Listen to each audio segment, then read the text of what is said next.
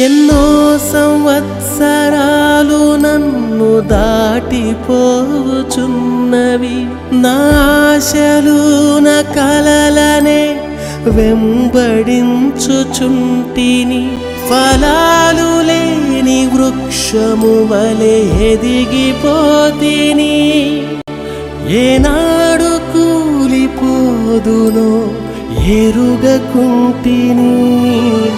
నా మరణ రోదన ఆలకించుమో ప్రభు, మరల నన్ను నూతనముగా చిగురు వేయని.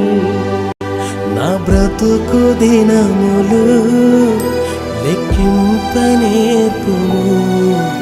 దేవాయి భువిని వేడు గడియ నాకు చూపుము.